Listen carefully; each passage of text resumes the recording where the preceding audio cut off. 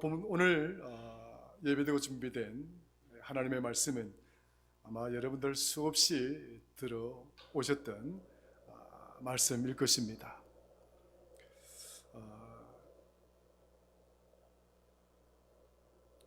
과연 십자가와 관련된 우리 예수님의 이 구원의 이야기는 우리들이 과연 어떤 큰 의미로 다가와서 그 의미와 함께 우리가 하루하루를 살아가고 있는 것일까?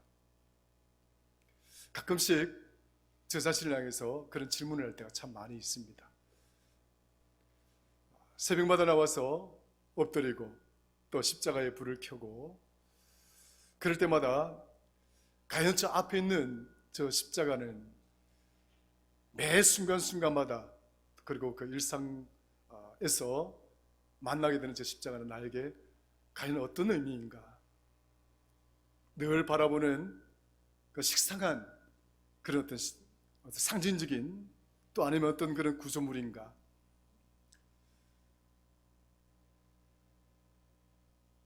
또 십자가와 관련된 하나님의 은혜와 그 사랑들을 늘 묵상하면서 어떤 때는 참 어제 했던 것 또 묵상하고 그제 했던 것 또 묵상하고 하는 일련의 이 과정들이 좀 따분하고 지루하다, 그런 어떤 생각이 좀 들 때도 있고, 저 자신이 그런 생각이 들 때에 과연 여러분들은 저 십자가를 보면서 또 저 십자가를 생각하면서 여러분들이 맞이하는 그 일상 속에서 저 십자가는 어떤 의미가 있을까? 그런 생각들을 가끔씩 많이 해봅니다. 십자가와 관련된 그 설교를 또 너무나 많이 들어서 십자가 하면 목사님 그 뭐 설교 처음부터 끝까지 이미 다 답이 나옵니다. 그래서 집중이 안 되고 또 선포되어지는 그 말씀이 너무나 반복되고 자주 들어서 은혜도 안 되고 감동이 안 되는 어떤 그런 경우들은 과연 우리들에게는 없는가? 우리가 일상을 살아가면서 내 앞에 있는 저 십자가, 그리고 우리 주님 지신 그 십자가가 나에게 얼마만큼의 감동으로 다가와서 저 십자가의 감격을 품고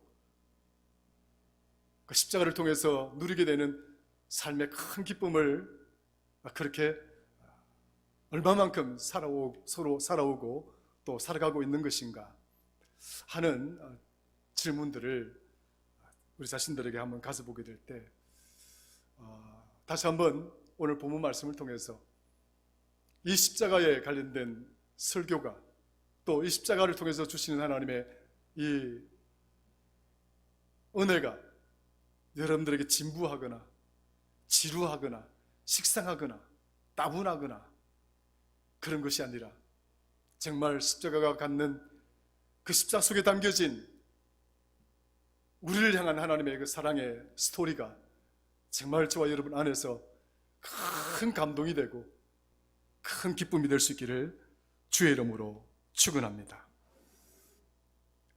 가끔씩 십자가에 관련된 복음을 전할 때 사람들이 생각하기를 십자가는 죄와 관련된 것이고 죄를 사해 주시는 것이기 때문에 십자가와 관련된 말씀을 이야기하면 오늘 또 목사님은 내 속에 있는 죄를 지적하시기 위해서 저 말씀을 또 저 제목을 잡았구나.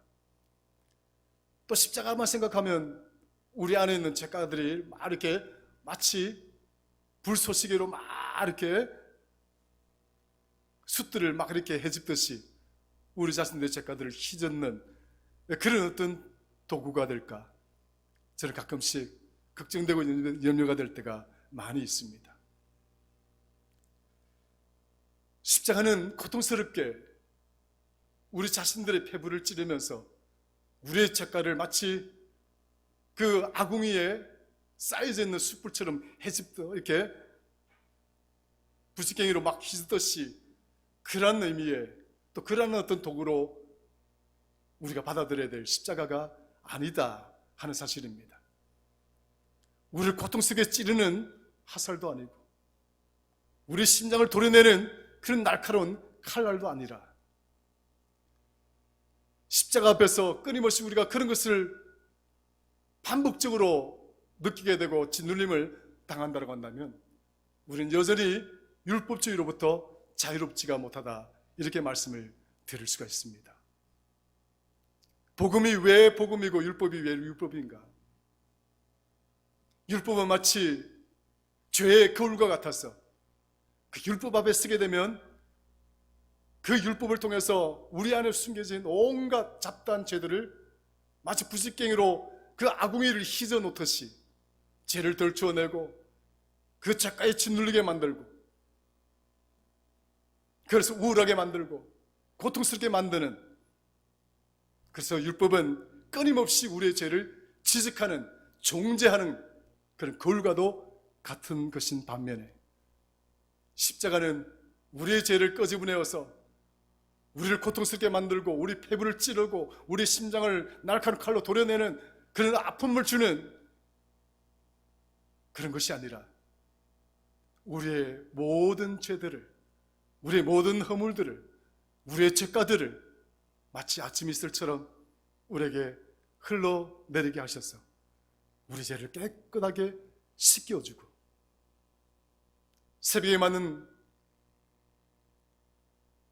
기쁘고 명랑하고 쾌활한 새소리처럼 우리로 하여금 그런 기쁨의 삶을 살아가도록 하는 자유의 복음이라는 사실을 저와 여러분들은 기억하시기를 주의 이름으로 축원합니다.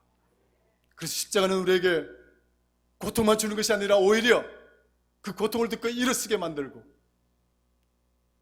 여러분들의 모든 죄가들을 뒤집고 그 죄에 얽매이지 아니하고 속박받지 아니하고 자유함을 누리는 하나님의 능력이 된다는 사실을 반드시 기억하여 주셔서 오늘 저와 여러분 삶 가운데 이 십자가의 은혜가 일상에서 떠나지 아니하고 매 순간순간 떠나지 아니하고 우리를 이끌어가는 우리 성도의 존귀한 은혜의 삶의 등불이 되시기를 주의 이름으로 간절히 축원합니다.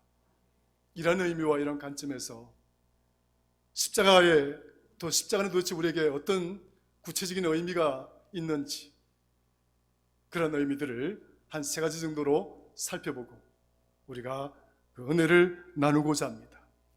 제목에서처럼 십자가의 능력이라고 제목을 잡은 것처럼 오늘 십자가 안에 담겨진 큰 관점에서의 3가지의 능력, 그것은 도대체 어떤 의미의 능력인가 하는 것을 살피면서 은혜를 나누고자 합니다.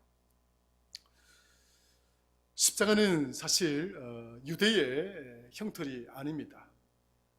십자가는 사실 로마, 그 당시에 이 유대를 다스리고 지배하던 로마의 형틀이지요. 보통 그 역사학자에 따르면 우리 예수님은 이 가로로 된 이 십자가를 지고 골고다로 가셨다라고 이야기하는 분이 많이 있습니다. 이미 만들어진 십자가가 아니라 가로로 된 그 십자가에 쓰여질 그 나무를 메고 가셨다는 거죠. 그 수직으로 세워진 그 십자가의 그 기둥은 이미 그 갈보리산 위에 박혀져 있는 거예요. 그 제수들을 달기 위해서 쫙 이렇게 이미 박아놓습니다. 그러면 제수들을 끌고 와서 그 박혀진 기둥에다가 이제 자기가 지고 간 그 가로 십자가를 그 위에 T자형으로 달든지 아니면 십자가형으로 달든지 해서 거기에 못을 박고 달아서 이렇게 매달리게 해서 죽게 만드는 것이죠. 형틀이죠. 근데 우리 주님은 이 유대의 형법에 의해서 돌아가신 것이 아니라 로마의 형법에 의해서 돌아가시게 된 것이죠.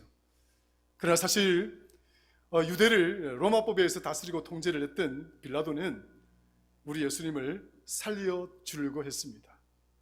왜냐하면 이 빌라도는 우리 예수님께 어떠한 세상의 어떤 그런 흠이 될 만한, 또 로마법에 비추어서 이렇게 흠기를 잡아낼 만한 그런 어떤 것들도 죄가가 없었기 때문에 빌라도는 고민을 많이 했습니다. 그런 재판을 마치고 난 뒤에 나는 이 사람과의 재판과는 상관이 없다 할 정도로 손을 씻을 정도로 그는 주님께 어떤 죄가를 발견하지도 못했습니다. 그런데 유대인들이 주님을 죽이자고 그러니까, 군중들이 막 데모를 하듯이 소동을 부리니까 이 빌라도가 어쩔 수 없이 주님을 그 십자가형에 내어준 것이지요. 십자가는 이렇게 해서 주님이 달리게 된, 또 그렇게 됨으로써 오늘날 우리의 믿음의 큰 상징적인 그런 사건이 되고 있는 것이지요. 신명기 21장에 보면 십자가와 관련된 예언적인 말씀이 한 말씀 나오는데, 나무에 매달려 죽은 자는 하나님의 저주를 받은 자이다. 나무에 매달려 죽은 자는 하나님의 저주를 받은 자다. 그러니까 우리 예수님께서 십자가를 지시다는 이 의미는 하나님의 저주를 받은 것이에요. 굉장히 처참한 것이죠. 그러니까 하나님이 우리 예수님을 버리신 거예요. 그러니까 죽음에다가 내어준 거예요. 사탄이 요구하는 그동안 우리에게 막 작업했던 자기의 그 대가, 수고, 우리를 재짓게 만들고 우리의 노예 삼았던 그 모든 자기의 수확물, 우리 예수님이 스스로 사탄에게 내어줌으로써 우리가 사탄에게 얽매여져 있었던 것, 우리가 죄의 노예가 되었던 것, 그 모든 사슬로부터 우리가 풀려나게 되었다 하는 것이지요. 주님은 이미 십자가의 버리심을 받고 저주받은 자처럼 죽음을 맞이했지만, 그러나 저 십자가를 믿는 우리들에게는 오히려 그 모든 죽음들을 이겨내고 또 우리 모든 죄로부터 자유함을 얻는 그런 축복이 되었다 하는 사실입니다. 여러분 믿으십니까? 믿으십니까? 복음서에서는 이 십자가라고 사용되어진 헬라어로 스타우루스라는 단어입니다. 스타우로스라고 하는 단어인데, 이 스타우로스라는 단어는 무려 27회나 사용이 되어지고 있습니다. 스타우로스, 이 십자가라는 단어가 27번이나 언급되어지고 있는 거죠. 물론 주님의 마지막 생애 때에 집중적으로 언급이 되어지고 있습니다만, 이 저주의 십자가, 이 형벌의 십자가, 이 죽음의 십자가가 어떻게 오늘 본문의 말씀처럼 하나님의 능력이 되었는가 하는 거예요. 도대체 이 저주의 십자가, 이 죽음의 십자가가 어떻게 해서 나에게, 우리에게 하나님의 능력이 되어졌는가 하는 거예요. 바울은 왜 이런 고백을 지금 하고 있는가 하는 겁니다. 멸망받는 사람들, 예수님을 알지 못하는 사람들, 교회 밖에 있는 자들,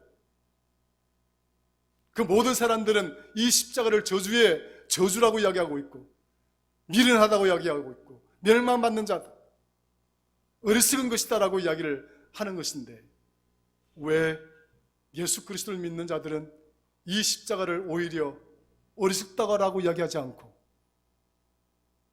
미련하다고 이야기하지 않고 하나님의 구원의 능력이다라고 말을 하는가? 굉장히 큰 변화잖아요. 엄청난 차이잖아요. 첫 번째, 이 십자가에는 하나님의 구속의 능력이 담겨져 있습니다. 따라합시다. 십자가에는 하나님의 구속의 능력이 담겨져 있다. 소리 좀 작습니다. 하나님의 구속의 능력이 담겨져 있다. 네, 구속이라고 하는 것은 대속입니다. 리뎀션. 내 죄를 대신 짊어진 것. 내가 감당해야 될 고난과 역경과, 그리고 궁극적으로 짊어져야 될 그 죽음을 내가 진 것이 아니라 다른 사람이 진 것이다. 이 십자가에는 첫 번째 바로 그런 구속의 은혜가 있다는 거예요. 내 죄를 대신 짊어지셨다.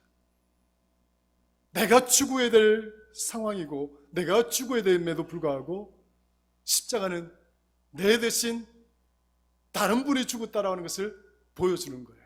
그 다른 분이란 바로 예수 그리스도를 말하는 것입니다. 우리 주님을 향한 이름들이 많죠.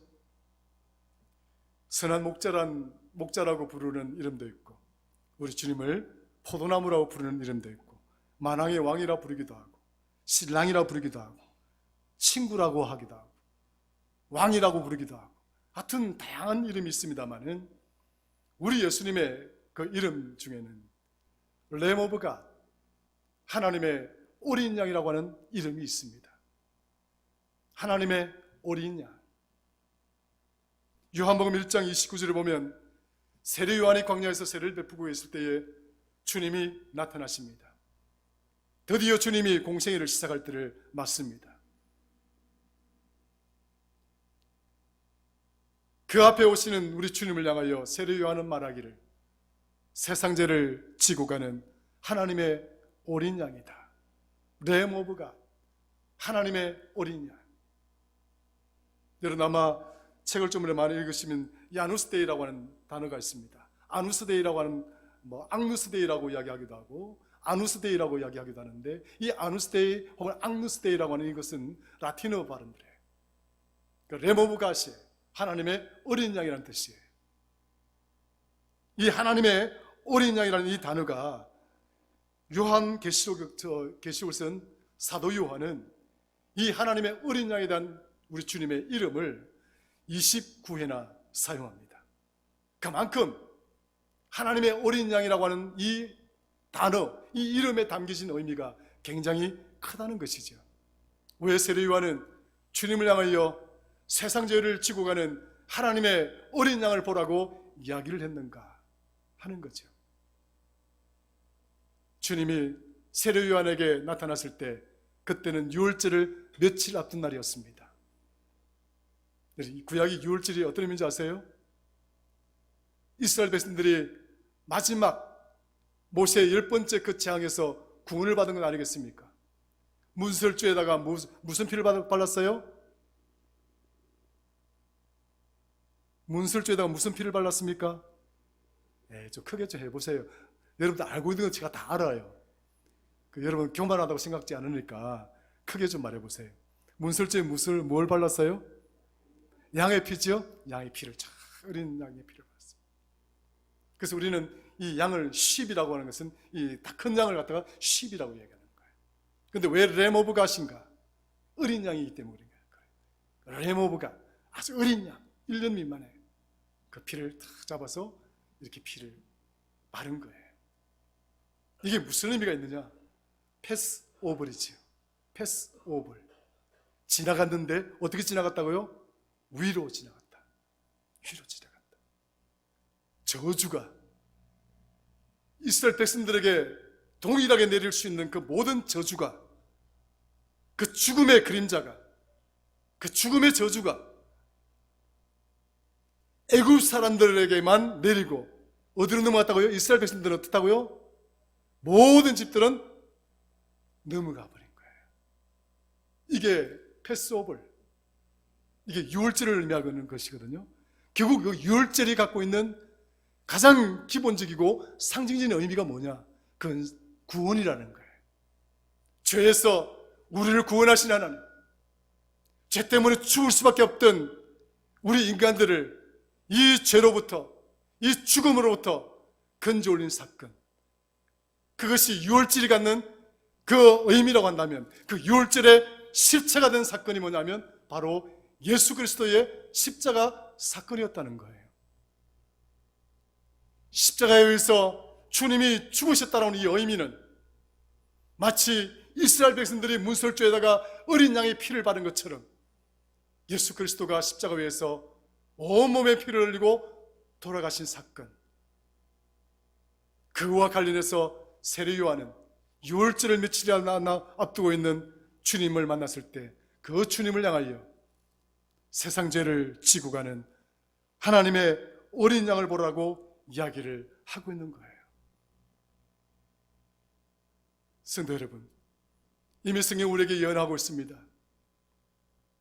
이사야서 53장 5절에 보면 그가 찔림으로 우리의 허물이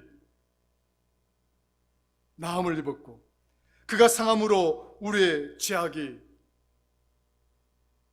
사라지게 되었고, 이사야 53장 6절에 보면 여호와는 우리 모두의 죄악을 그에게 담당시키셨도다.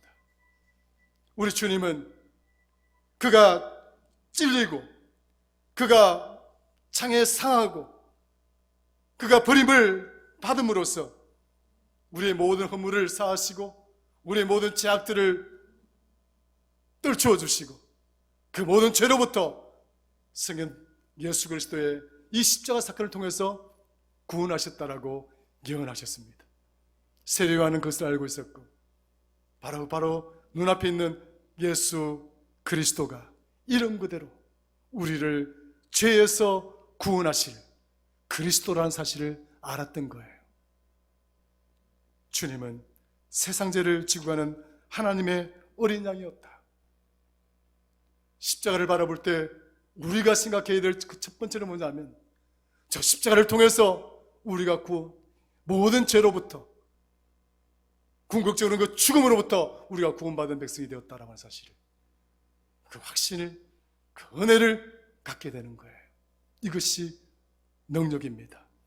여기에서 저기로, 어둠에서 빛으로, 죽음에서 생명으로 이 옮겨주신 사건, 이 은혜가 바로 십자가의 능력인 거예요. 우리가 십자가를 믿음으로 말미암아서 이미 우리는 이 세상에 속한 자가 아니라 우리는 이미 이 세상의 담장을 뛰어넘어서 하나님 나라의 백성이 되어졌고, 우리는 이 죽어서 영원히 사라진 사망의 그 하데스, 그 죽음의 감옥에 갇힌 자가 아니라 우리는 영원한 하나님 나라에서 살아가는 그런 천국 백성이 되었다는 사실을 믿으시기를 주의 이름으로 축원합니다. 십자가의 능력, 첫 번째 능력입니다. 구속의 은혜, 대속의 능력인 것입니다. 두 번째는 이 십자가는 우리를 화평케 하는 능력이 있습니다. 따라합시다. 십자가는 화평케 하는 능력이 있다. 여러분, 십자가를 한번 보십시오. 많은 사람들이 십자가가 이 T자로 생겼잖아요. 그 십자가를 관련된 그 의미를 생각하는 많은 사람들이 이야기하기를, 수직으로 된 저 십자가는 하나님과 우리의 소통이다. 우리가 죄 때문에 하나님께 나아갈 수 없었던 수직적인 그 관계, 그 막혀진 장벽을 허물고 그 가려진 담장을 허물고 그 장벽을 넘고 그 담장을 넘어서 하나님께로 갈 수 있도록 만든 길과도 같은 것이다. 그래서 주님은 요한복음 14장 6절에 나는 길이요 라고 이야기를 하신 것입니다. I am the way. 그 길이 여러분들 우리 교회 앞에서 여러분 집으로 가는 그 길을 말하겠습니까? 아니에요. I am the way to the Lord, to the kingdom. 주께로 가는 길, 하나님 나라로 가는 길, to the eternal life, 영원한 생명으로 가는 길. 여러분 믿으십니까? 믿으십니까? 하나님과 우리의 소통이 이루어진 사건, 죄가 사라지고 사망의 모든 짐들, 그 가시, 사망에 이르는 그 가시들이 다 떨어진, 그래서 하나님과 우리의 관계가 회복되어진 사건. 에베소서 한번 우리 한번 읽어보십시다. 에베소 2장 한번 가볼까요, 여러분들?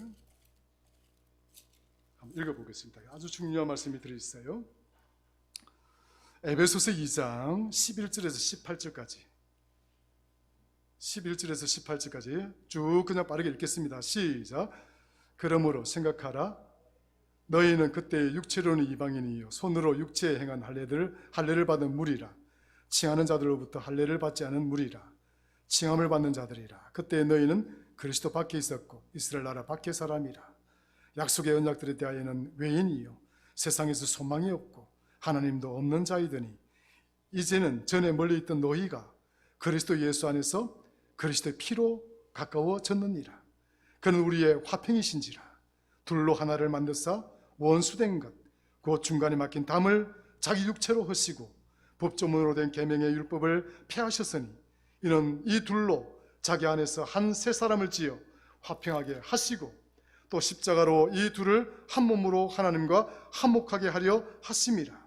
원수된 것을 십자가로 소멸하시고 또 오셔서 먼데 있는 너희에게 평안을 전하시고 그 가운데 있는 자들에게 평안을 전하셨으니 이는 그로 말미암아 우리 둘이 한 성령 안에서 아버지께 나아감을 얻게 하려 하심이라.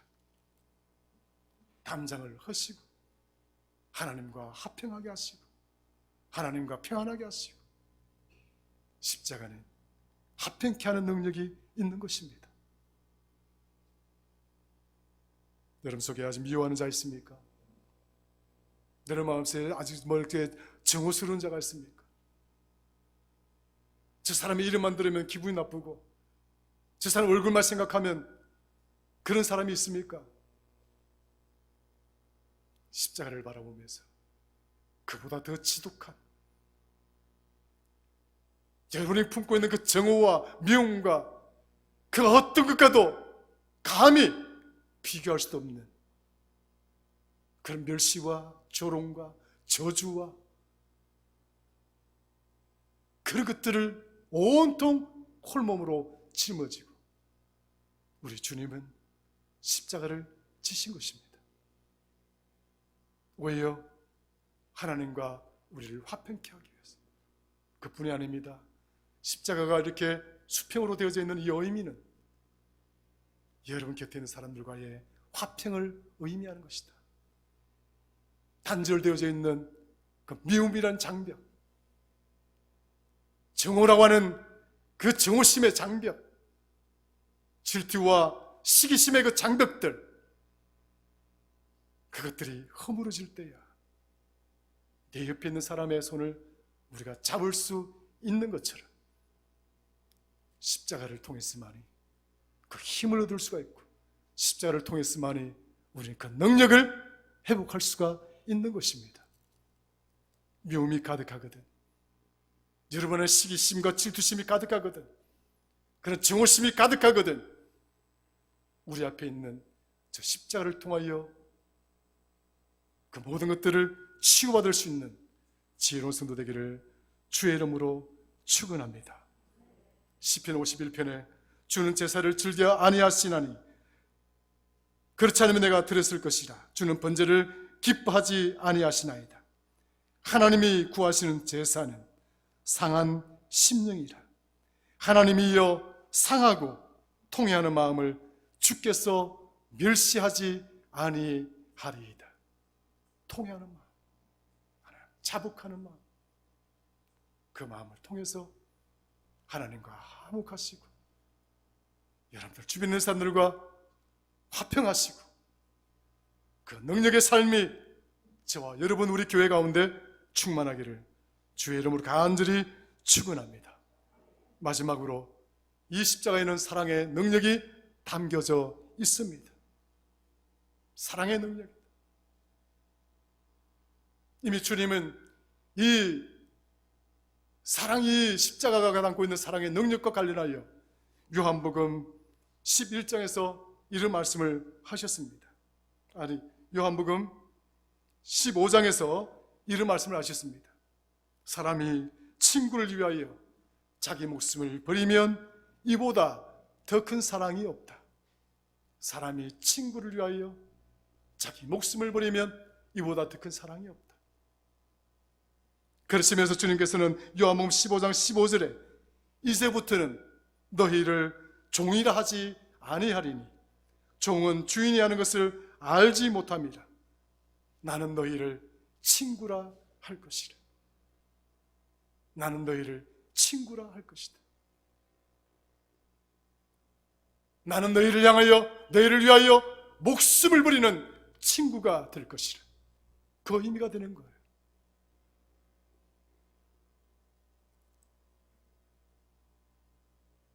요한복음 11장에 보면 우리 주님은 나사로를 향해서 친구라 불렀습니다.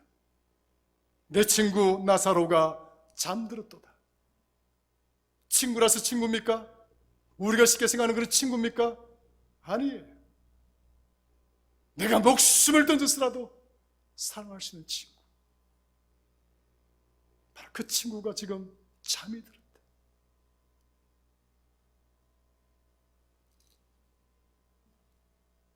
이사야서 41장 8절에는 나의 종 너 이스라엘아, 내가 택한 야곱아, 나의 벗, 나의 친구 아브라함. 아브라함의 자손, 나의 친구인 아브라함의 자손이라고 이야기하고 있습니다. 하나님은 아브라함을 일컬어서 나의 벗이다, 나의 친구다. 친구가 어떤 존재입니까? 원래 친구란 단어는 컴패니언, 이 단어는 빵을 함께 뜯어서 나눠 먹는 관계입니다. 빵을 뜯어서 함께 나눠 먹는 관계. 기쁨은 기쁨대로 나누고, 슬픔은 슬픔대로 나누고, 고통은 고통대로 나누고, 그것이 컴패니언이 갖고 있는 단어예요.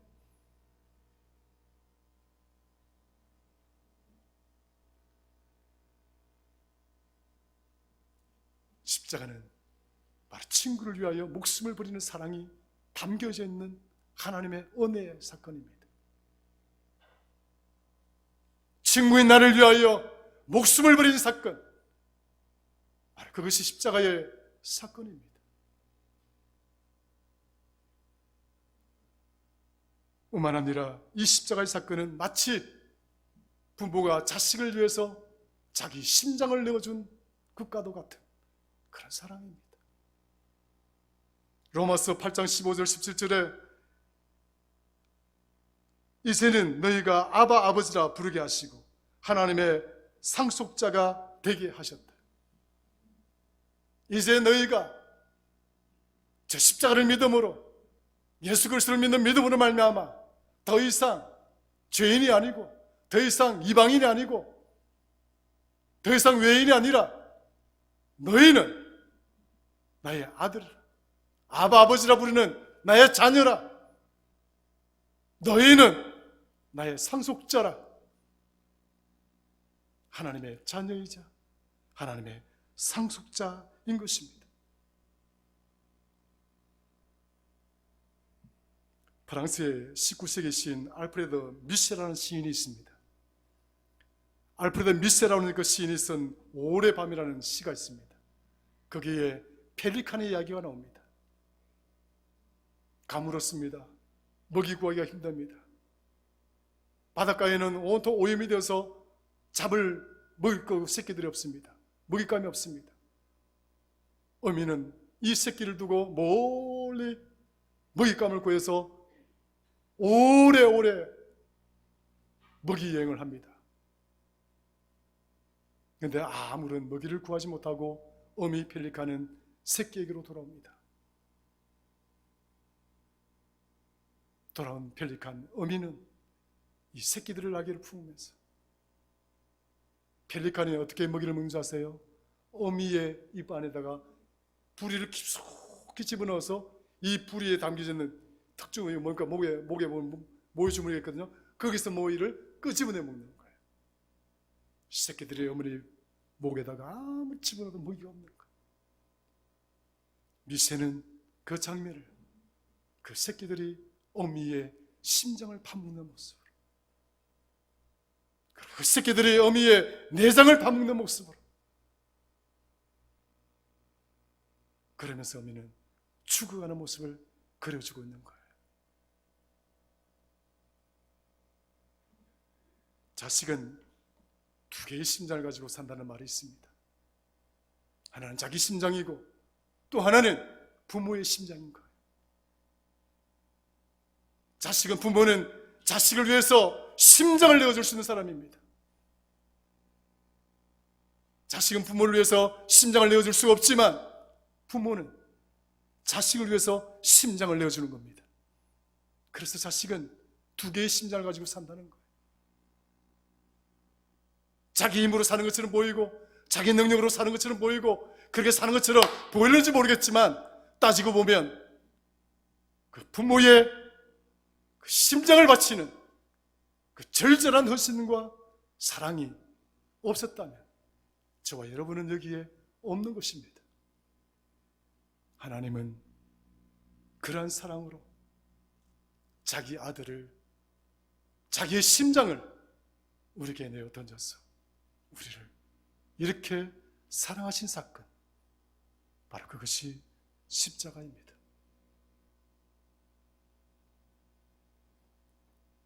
그래서 로마서 8장 33절 35절을 보면 이 사랑은 그 어떤 누구도 정죄하지 못하는 사랑이요, 어떤 환난이나 공고나 박해나 기근이나 적신이나 위험이나 칼로도 끊을 수 없는 하나님의 사랑의 밧줄이다라고 이야기를 합니다.